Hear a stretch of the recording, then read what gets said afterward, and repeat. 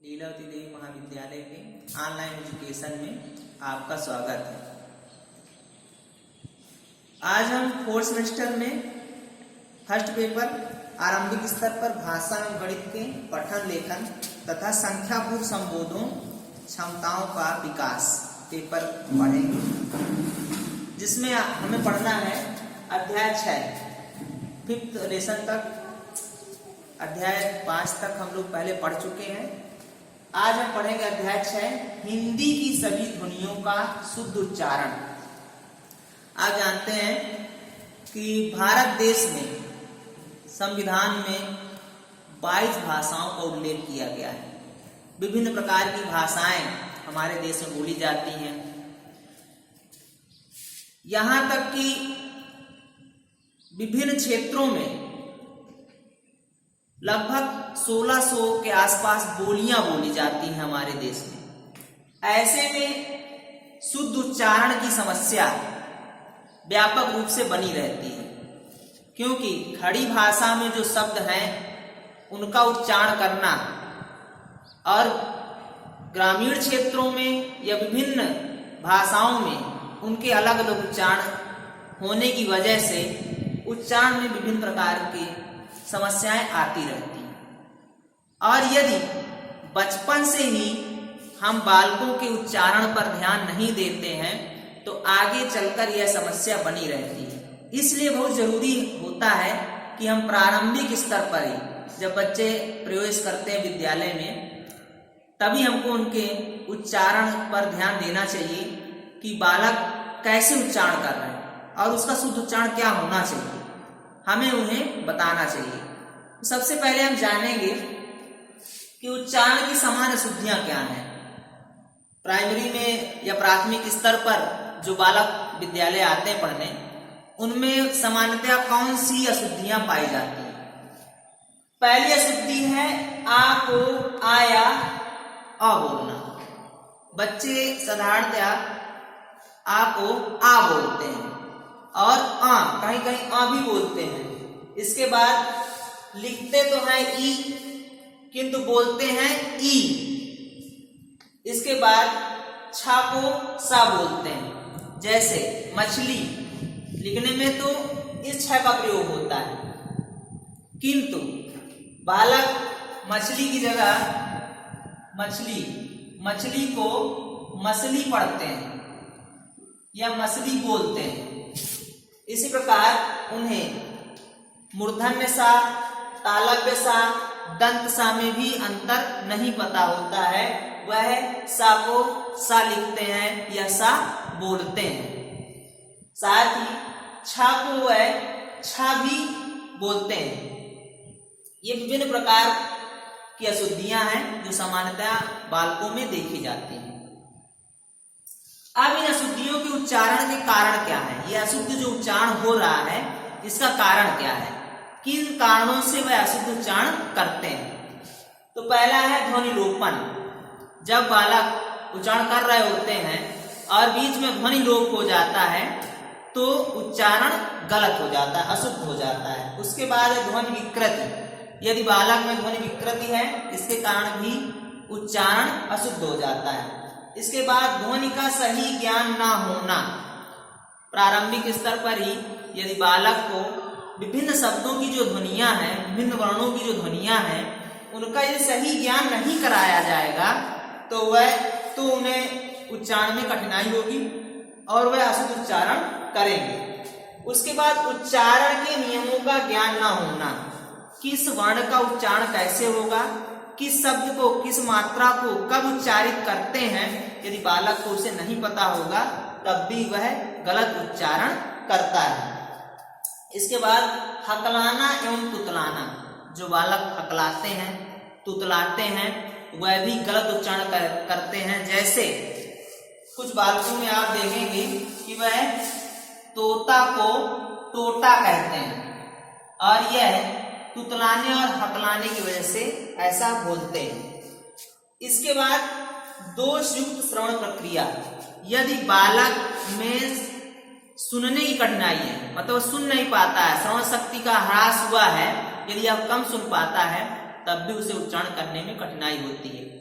कारण यह है कि यदि बालक सुनेगा नहीं तो वह बोल भी नहीं पाएगा, क्योंकि प्रारंभिक स्तर पर बालक सुनकर सीखते हैं, जो सुनते हैं वही बोलते हैं। और यदि श्रवण क्षमता उनकी कमजोर है, वह सुनने में असमर्थ हैं, तो वह गलत उच्चारण करते हैं, क्योंकि उन्होंने सही से अनुसरण नहीं किया।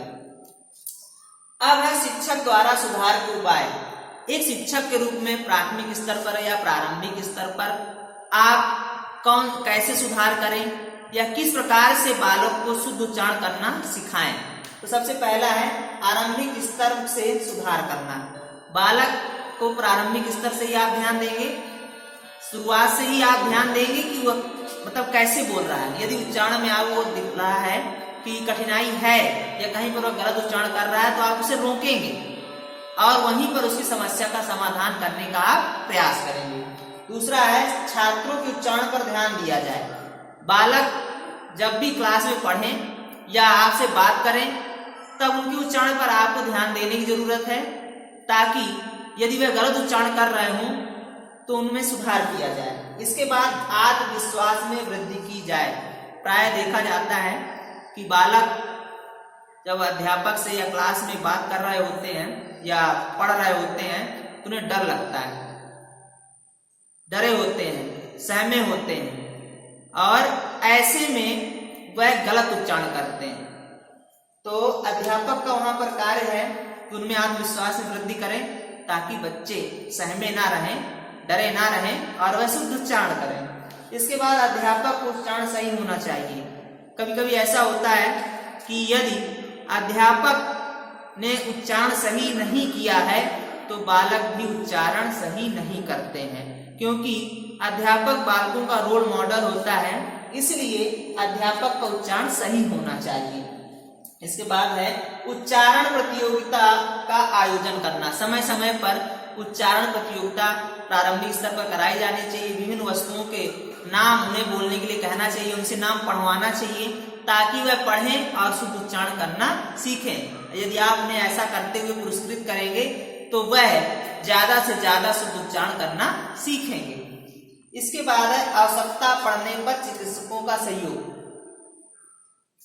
शुद्ध उच्चारण न हो पाने के और भी विभिन्न कारण हैं, जैसे उनकी जीभ जुड़ी होना, ओंठ का कटा होना या विभिन्न प्रकार के स्वर तंत्रों में विकृत। इसकी वजह से भी वह शुद्ध उच्चारण नहीं कर पाते।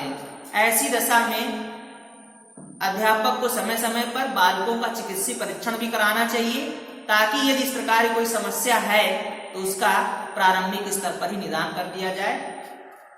अब हमें जानना है उच्चारण के नियम, कौन से नियम हैं जिनकी वजह से शुद्ध उच्चारण हो सके। तो पहला है नंबर 1, वर्णमाला का समुचित ज्ञान होना। बालक को पता होना चाहिए कि कौन सा वर्ण क्या है। मतलब यदि उसे वर्णमाला का समुचित ज्ञान नहीं होगा तो वह उच्चारण भी नहीं कर पाएगा। यदि उसे पता है, जैसे हम देखें कि ये है ड और ये है ढ और ये है द और ये है ठ। अब यदि बालक इन वर्णों को पहचानता है तो वह सही उच्चारण करेगा।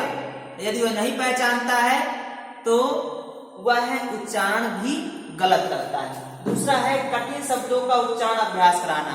कई बार ऐसा होता है कि बालक कठिन शब्दों का उच्चारण नहीं कर पाता है, उन्हें गलत पढ़ लेता है या गलत तरह से उच्चारित करता है। तो ऐसे में अध्यापक को चाहिए कि वह समय या विभिन्न समय पर उन कठिन शब्दों का बार बार उनसे उच्चारण कराए, अभ्यास कराए, ताकि बालक का उच्चारण सही हो जाए। इसके साथ आदर्श अनुकरण विधि का प्रयोग करना। आप जानते हैं हिंदी में आदर्श अनुकरण विधि का बहुत ज्यादा महत्व है, और आदर्श अनुकरण विधि के द्वारा बालक, एक बार अध्यापक पढ़कर बच्चों को बताता है, बालक वैसे ही पढ़ के उसका प्रयोग करते हैं। ऐसा करने से उनमें उच्चारण की क्षमता कुशल होती है और शुद्ध उच्चारण करना सीख जाते हैं। इसके बाद उच्चारण स्थान का ज्ञान होना। कौन सा वर्ण कहाँ से उच्चारित होगा यह बालक को पता होना चाहिए। कंठ, ताल, मूर्धा, ओष्ठ, नासिक, जहां से भी जो वर्ण उच्चारित होते हैं वह बालक को पता होना चाहिए कि इसका उच्चारण स्थान क्या है। यदि उसे उच्चारण स्थान पता होगा तो वह सही से उच्चारण करेगा। इसके बाद स्वराघात, सुस्वरता, बल, उतार चढ़ाव का ज्ञान होना।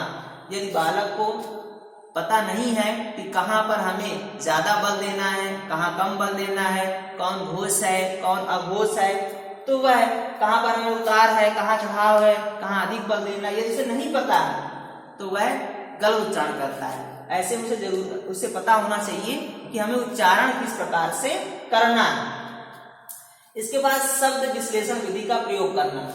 शब्द विश्लेषण विधि के द्वारा क्या होता है कि जो भी कठिन शब्द होते हैं उनको विभिन्न खंडों में बांटकर बताया जाता है कि शब्द का निर्माण कैसे हुआ और फिर वह उसका शुद्ध उच्चारण करना सीख जाते हैं। तो ये तो थे कि जो अशुद्धियों के कारण क्या है, कौन कौन सी अशुद्धियां होती हैं, उपाय क्या है, नियम क्या है। अब हमें जानना है कि जो हिंदी की ध्वनियां हैं वो कौन कौन सी हैं और उनके उच्चारण स्थान कौन से हैं, किस प्रकार से हम उन्हें उच्चारित करें, कौन सा वर्ण कहाँ से बोला जाए। इसे पूरी तरह से लागू करने के लिए, इसे पूरी तरह से प्रयोग में लाने से पहले हमें जानना होगा कि हिंदी की वर्णमाला क्या है, कौन सा वर्ण कहाँ से बोला जाता है, किस उच्चारण में कितनी मात्राएं, कौन एक मात्रिक है, कौन दो मात्रिक है, कौन सा त्रिमात्रिक है, ये हमें जानना जरूरी है। तो सबसे पहले हम जानेंगे कि हिंदी वर्णमाला में उच्चारण के आधार पर 45 वर्ण है और लेखन के आधार पर 52 वर्ण। 52 वर्ण कौन कौन से होते हैं ये पहले से ही आप जानते हैं, यहाँ पे इसे ज्यादा जानने की जरूरत नहीं है, फिर भी हमें थोड़ा इसे एक बार देख लेना चाहिए ताकि हम इसे हमारे संज्ञान में आ जाए। तो इसे वर्णमाला को 2 भागों में बांटा गया है। स्वर, व्यंजन आप सभी जानते हैं। स्वर कुल 13 है, कुल 13 है। अब 13 कैसे हैं? 11 तो है आ ई ऊ री ए ओ औ, ये 11 है। इसके बाद 2 अंग और आहा, जिसे आप कहते हैं अनुस्वार और विसर्ग। अनुस्वार और विसर्ग को मिलाकर ये हो जाते हैं 13। उसी प्रकार व्यंजन में देखें तो स्पर्श है क च ट ट प, कावर, चावर, टावर, तावर, पावर, ये 5 वर्ग मिलाकर 25 वर्ण। इसके बाद अंतस्थ या रा लावा 4 वर्ण, ऊष्म सा फा साहा 4 वर्ण, संयुक्त व्यंजन छ त्र ज्ञा और स्रा 4 वर्ण, द्विगुण ड और डा बराबर 2 वर्ण। 13 और 39 बराबर 52। इस प्रकार से आपकी वर्णमाला में 52 अक्षर हो जाते हैं लिखने के आधार पर। अब इनमें से उच्चारण के आधार पर स्वर और व्यंजनों का हमें वर्गीकरण करना है। तो सबसे पहले हम देखेंगे स्वरों का वर्गीकरण। स्वरों का वर्गीकरण मुख्यतः 5 भागों में बांटा गया है, जिसमें स्वर और व्यंजन, उनके उच्चारण स्थान और उच्चारण स्थान के बाद कहां पर कितना बल देना है, या कौन सा अग्र है, कौन सा पश्च है, कौन से वर्ण का उच्चारण स्थान कैसे होगा, यह हम अगली क्लास में देखेंगे। तो कल हम देखेंगे स्वरों का वर्गीकरण। आज यहीं तक, धन्यवाद।